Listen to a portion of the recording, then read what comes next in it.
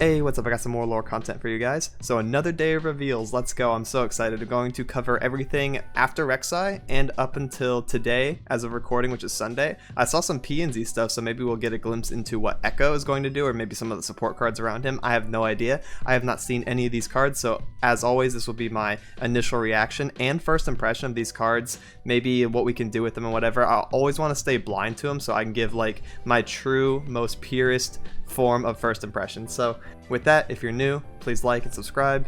Trying to get 5k subs. You already know we on that grind. So with that, let's just get right into it. We see Rise of the Underworlds part 7. I don't know what part we're actually on. So, ooh, a Poro. Oh my god, it's a 4-cost Poro and it's Freljord. Okay, first let's go from left to right. Field Promotion, 2 mana burst spell. The next time you play a unit this round, grant it Scout. It's now an elite. Oh, huh?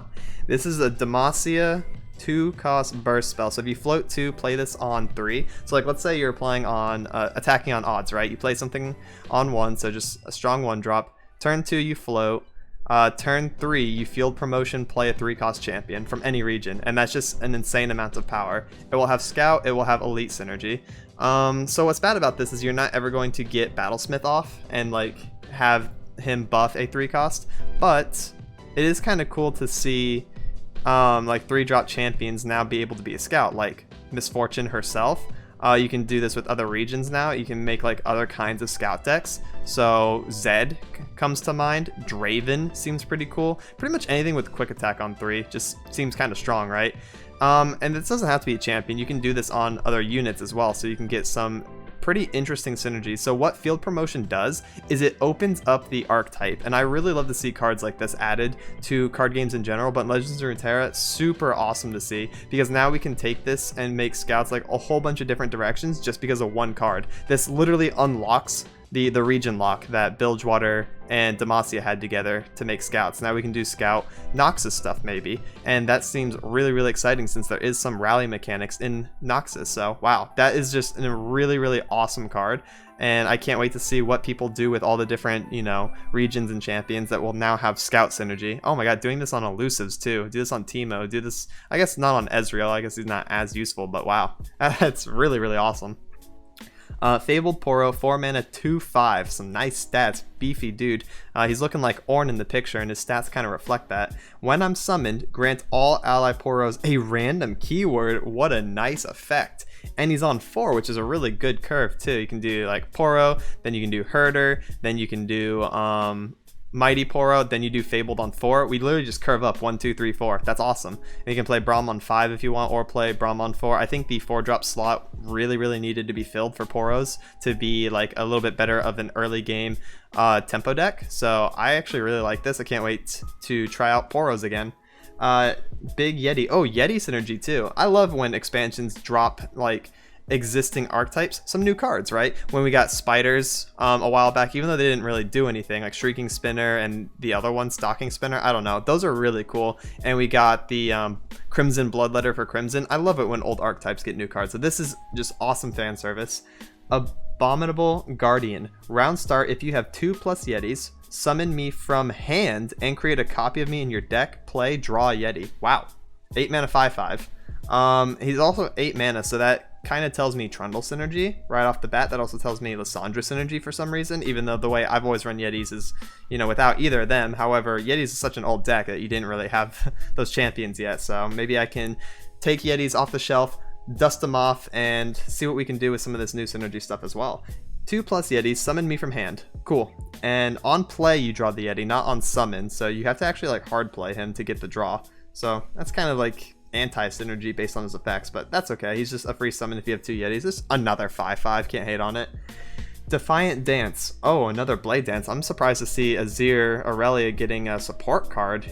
What? That's kind of weird. I don't think that's been done before, but alright. 4 mana, slow spell, recall a unit, Blade Dance 1. Oh wow. Recall a unit, Blade Dance 1. So you want to be recalling your other Blade Dance cards, like your 2-drop or your now nerf to 5-drop cards, so that you can Blade Dance again and again and again. I think this card's a little slow for current Azir Aurelia, so that's fine. We can run this with like slower styles. This is like really good with the elusive card that just isn't played because the deck is too fast. I don't know. Maybe if the deck gets nerfed enough and slows down, then we can see this card being played. Next we have Starlit Epiphany. I love that word. 3 mana burst, invoke. If you have a celestial ally, replace your deck with 20 copies of Behold the Infinite. Huh? Wait, we're just playing invoke.deck. Okay, this is a Hearthstone mechanic right here. I love that. That's kind of funny. If you have a celestial ally, replace your deck with 20 copies of Behold the Infinite. You know what else this does though, which is really, really funny, is you can run this in Targon strategies, and if you're fighting Trundle Lysandra, and they obliterate your deck, you can just replace your obliterated deck of 0 cards with 20 Behold the Infinites. So this could just be a tech card against Trundle Lysandra. Other than that, I can see it being kind of a meme. We're literally just going to invoke a whole bunch. With Mono Targon, if you run the Allegiance card and everything costs 1 less, you can actually get some value out of these. That seems like it'd be pretty fun strategy. Okay, Heavens Aligned. Focus. Focus speed. That's alright. Daybreak. Create a random Nightfall card in hand. Nightfall, create a random Daybreak card in hand. Wow. This... Okay, so this procs Daybreak immediately. Like, let's say you have Leona level. This is a 1 mana stun. It creates a Nightfall card. Also, if you play it first and create the Nightfall card, it's going to give it to you. So that's really awesome. This card just has innate synergy with itself. It can be used in both Daybreak and Nightfall decks. Obviously, this is more Nightfall favored because you Daybreak with it, so that's 1 mana. Enable the rest of your turn to be Nightfall and generate yourself a Nightfall card. That's just way stronger than its Daybreak effect because you're taking up the 1 Daybreak unless you have Ravoon established. So this is definitely Nightfall favored. Let's see. 10 mana 5/12. Big boy. I haven't seen a big boy card in a hot minute. Atakan, Bringer of Ruin. That's a cool name. Overwhelm. Attack. Increase my power by the total power of all allies. So he's just a one-hit wonder. He's a big dude. If he gets resolved and attacks and you have a wide board, I mean, you're probably winning anyways, especially with Noxus. So there isn't really room for him to see play, in my opinion, unless we can cheapen him, get him out earlier, matron him, you know, maybe some crap like that. We have matron Cithria, and now we're gonna have matron Atakan, right? So that's pretty cool. Thorned Blade. 4 mana burst. Give an ally 5/0 this round. Wow, that's just a lot of damage. 4 mana 5 damage. That's more than Decimate, 5 mana 4 damage, as long as it's hitting directly. So if your opponent has completely tapped out, they're, you know, dead to 5 damage there. Alright, fair enough. Pretty cool Expedition card. And finally for this page we have Astral Fox, 4 mana 3/3 SI. Fearsome. Play, kill an ally to deal 3 to the enemy Nexus. Oh, why are we still getting Slay synergy? And this is direct damage. This is actually a decent amount of reach, and he's a 4/3/3. That's not bad. That's just kind of strong. 3 mana landmark for SI. The Twisted Tree Line. We're bringing the Twisted Tree Line back. Oh, that's awesome. We have Vilemaw and we have Twisted Tree Line. Once I've seen 3 fearsome allies attack, destroy me to summon Vilemaw. That's so cool. Man, I grew up in old League. I love old Twisted Tree Line, and I love Vilemaw too. That's just awesome. When they rework Twisted Tree Line, that's so cool. Wow. Okay, so how good is it though? Because I think it's really cool, but I've seen 3 fearsome allies attack. You have to spend your turn 3 doing this. This is actually pretty decent with Wraiths because you can play Elise on 2 or Wraith on 2, Twisted Tree Line on 3, Wraith Caller on 4. That's only going to be 2 attacks on 4. Maybe if you do a fearsome 1-drop as well instead of passing turn 1, we can kind of develop some kind of strategy there. I don't know. I can see it actually being somewhat decent. Vilemaw is not a bad card. It's just the card that summoned it is kind of bad, so... Alright, moving on, we have some Bilgewater stuff and some Lurk synergy. Alright, so we got 2 mana 1/2 Red Fin Hammer Snout, Lurk. Play, grant an enemy vulnerable. So we have vulnerable synergy. That seems very good. It's a 2 mana 1/2. It's lurking. It's going to ramp up because of lurk. It's a lurker. Yeah, good card. Really strong effect. It's comparable to the 2 mana 2/3 that gives the strongest enemy vulnerable on play. but this one you get to choose, so there's extra value there. You're sacrificing 1 HP point for that value. Definitely worth. 1 mana, burst spell, Bloodbait, burst, lurk. Create a Snapjaw Swarm on top of your deck. That's the card that when you play will start a free attack, and if he's lurking a whole bunch, he's just kind of annoying. So we get to create those, generate those, and also lurk at the same time. Awesome. The list. Uh-oh, someone's on Pyke's list. 0 mana slow spell, grant an enemy vulnerable. If it's already vulnerable, the strongest ally starts a free attack challenging it. Wow, that's very powerful. 0 mana vulnerable is actually kind of already fine. I'd say like if you generate it, hard running it's a little sus, but if it's already vulnerable, the strongest ally starts a free challenging it, like free attack, that's insane value. That's really good for 0 mana. Like that's definitely worth the card slot in your hand. So yeah, that's going to be very strong, especially if there is synergy with Pyke or other cards to kill vulnerable units or challenge them or whatever. Ripper's Bay, 1 mana landmark, lurk. When allies attack, discard the top card of your deck if it doesn't have lurk. Does that happen first? If that happens first and then you get rid of the top card of your deck and then the next card's a lurker, then this adds so much consistency to the deck. Is that the like, wow, is that intended? That is so awesome. That's such a cool card. It takes up a slot on the board though, which is like the downside. It's a 1 mana card. It lurks though. That's kind of cool. Okay, I'm liking this a lot. 1 mana 1/2 Sharkling, lurk. All right. I mean, that's just basic. Got a lot of 1/2s over here. 2 mana 1/2, 1 mana 1/2, but they're going to grow in size, so they're going to be high attack, low HP. Makes sense. And next we have, oh, the boss man with all of these fishes surrounding him, Pyke. I'm pretty excited to see this. Let's get into it. Let's go. Pyke is one of my go-to supports, by the way, so this is really awesome for me.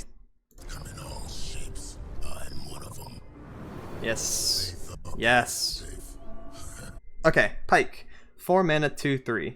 Quick attack. Alright, so his stats are a little low. He's very, very easy to snipe off by turn 4. Wow, he's susceptible to Culling Strike and all 3 damage removal spells.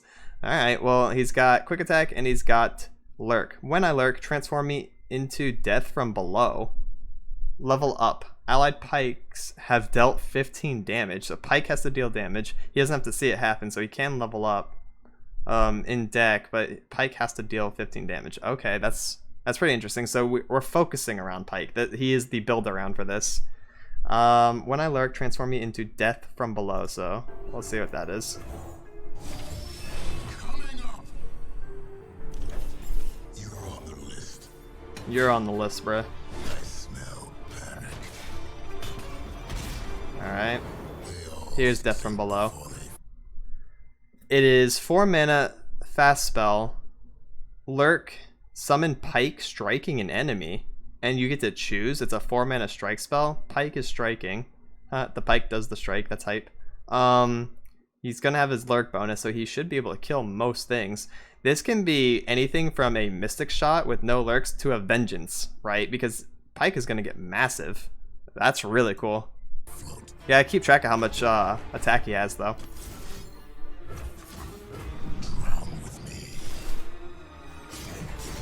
He summons directly from deck. That's really strong. Wait, actually, does it generate its own Pyke or does it summon from deck? Because that's pretty important. Anyways, I think it probably summons from deck. Otherwise, that'd be too insane. Although the wording's a little confusing. 1 mana burst, Bloodbait, create Snapjaw. We saw that. There's monsters. Tide's rising. Uh-huh. Yeah, we saw the list.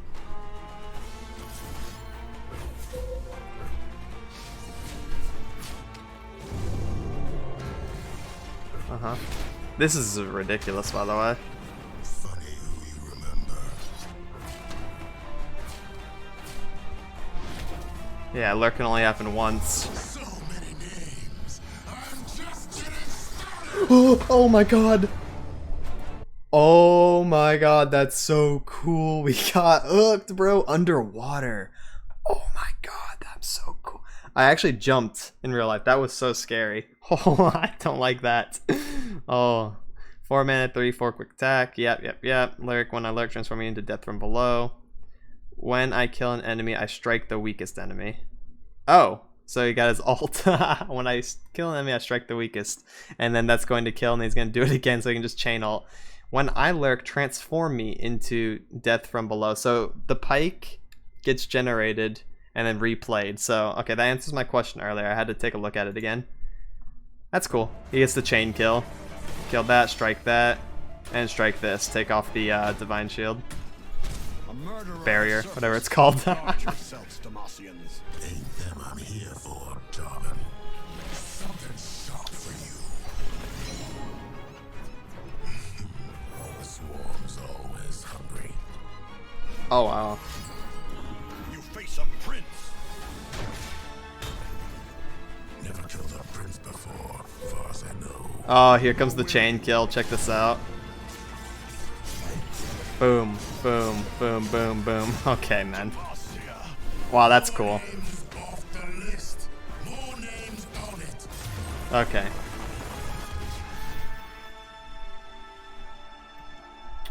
So you know how I said death from below could be a mystic shot or a vengeance? I meant it could be a mystic shot or a ruination for the opponent's board. That is insane. Can we take a look at that level up animation again, by the way? That is just not okay. This gotta be against the rating of the game. That, oh, okay. That hits different. That is so unbelievably cool. Alright, so we'll take a look at him. Saw. Perfect. Next, more Pyke support cards, I think. 8 mana, 2/7, Jawlfish. Lurk, play. Each Lurker ally strikes a random enemy. So if you get to 8, this is a board wipe. That's just a lot of damage. Each Lurker ally strikes a random enemy, sure. It doesn't matter if it's random. All the Lurk cards are going to do about as much damage to the enemies as each other, so alright, this is the effect of that. 4 mana, 3/2, Elite, Challenger. Wow, this is a lot of text. We got Yu-Gi-Oh text over here. Play, create a Fleet Feather Tracker, Blinding Assault, or Silverwing Vanguard in hand. So 1 mana, 2/1 Challenger, Blinding Assault will create Valor, 2 mana, 2/1 Scout Challenger, Silverwing Vanguard, 4 mana Birds, 2/1s. In hand, attack, give other challenging allies +1/+1 this round. So super Challenger focused deck. I can see this being good with like Jarvan stuff, with Grand Plaza stuff. So we can run like full on Challenger Demacia, which is kind of one of the design principles of the deck, so I like to see that going all in. Sacred Protector, 7 mana, 8/6. Allies with Barrier have double attack. That's pretty good. Play, draw Shen. Ooh, that's pretty good. Oh, so you can use your first Shen as like a pressure tool and like a good value unit, and then get another one back later for 7. And he's an 8/6. He doesn't have Barrier by himself, so allies with Barrier have double attack. Okay, I mean, it's just kind of strong. We're playing this in Shen Jarvan. I can see this being in Shen Fiora again. Fiora can come back because she has double attack, I guess. She can strike things that she normally wouldn't be able to deal with, but that's not that relevant. It's more like Shen Jarvan synergy, yeah. Alright, just solid. Rise of the Underworlds, P&Z and Shurima stuff. So this is the newest stuff revealed as of just today. 2 mana, 3/1, Boom Baboon. Oh my god, this is giving me Powerpuff Girl movies vibes. Oh, you guys have got to see that if you haven't. At the end, there's just a bunch of monkeys running around. They're all bad puns. And there's one of them that's this is like Baboon Bot or something like that. This is what that is reminding me of immediately. That's so awesome. One of someone create a Flame Chompers in hand. So discard synergy. It's actually a discard card. 2 mana, 3/1, create Flame Chompers. Cool. This is on summon. Glorious Evolution. This had better break Victor, man. This is a 10 mana slow spell. Let's see. Replace your cards everywhere with exact copies of themselves. They have -1 cost, augment, and are now tech. Oh. Okay. Well, interesting. Victor Heimer? Because we can get some tech synergy there. This is kind of cool. How in the world are you living to turn 10, playing this card, and playing enough cards to get value of this card without losing or winning? This is like a really, really, really slow. You think Anivia is a slow deck? This is really slow. This is too slow. This needs to be like discounted somehow in order to make this actually playable and usable and be in a winning position. That is really hard, but really strong effect, all things considered. 6 mana slow spell over here, Shifting Sands, deal 4 to a unit, summon 2 Sand Soldiers. For 6, and it's a slow spell in Shurima. Deal 4 to a unit, summon 2 sand soldiers. I don't know about that one, Chief. This one looking a little on the weak side in my opinion. Huh. In what world do you run this? 6 mana slow spell? Nah. 1 mana 2/1 treasure seeker. When I'm summoned, create a walking sands in hand. Okay. What's walking sands? I forgot what that is. Oh, it's this card. No wonder why I forgot what it is. Summon a sandstone charger. Oh, 5/2 ephemeral attacking person. Right. Okay. You get to keep it. It's not fleeting. That's fine. You could probably use that for something. 1 mana 2/1. Sure. It's supposed to be for reputation synergy, I'm guessing. So like Sivir, LeBlanc stuff. So, alright. The time has come. 5 mana burst. Summon a clockling. If you predicted this game, summon 2. Huh? 5 mana burst spell that summons 2 2/2s? For what? The time has come. No, a clockling is just a vanilla. It's just 5 mana, a couple 2/2s. I feel like that should be 4 mana. Alright. Fair enough. Rise of the Underworlds. Part 17. 5 mana. Landmark for Bilgewater. Reaver's Row. When I count down, summon a random 1-cost follower. Countdown 2, grant 1-cost allies 2/1 and fearsome. So this immediately tells me like a Von Yip type deck. I already play Bilgewater P&Z Von Yip stuff. This just helps that a lot. This is a insane amount of power. Like what in the world? This also just has really good synergy with what's it called? 3 mana spell that summons 2 1-drops. Petty Officer can summon a 1-drop. The Scout can summon a 1-drop, and it's just like powerhouse ones. Powerhouse 1-drops are really, really fun strategy. It's like a zoo type deck, and this just supports that. I like it a lot. That's really cool. And it summons one itself, and it will also buff them. Cool. Light them up. Burst. Summon a powder keg. Create a knock 'em down in hand. Deal 1 to anything. Now this is what powder kegs need. This is good synergy right here. 2 mana burst. Summon a powder keg. Create a knock 'em down in hand. This is deal 1 if the powder keg is still active. This is a 3 mana deal 2. But if you have more powder kegs, obviously this amps up and makes knock 'em down have higher value. It's fleeting, slow, so it can be reacted to, and you have to use it the turn you generate it. Otherwise you lose the value. But nah, just good. I mean, I like this. This is really awesome synergy. 3 mana, 3/4. Elnuke. Another Elnuke. This is forcing P&Z Freljord though. When I'm summoned, create a random Elnuke in the top 6 cards of your deck. Wow, finally another Elnuke card. You see, you love this. Yeah, I was talking about Yetis earlier. I was talking about let's see, Poros earlier. Got Elnukes as well. So really, really cool. Awesome. And then we can look through the list. Yep, and that's everything. Perfect.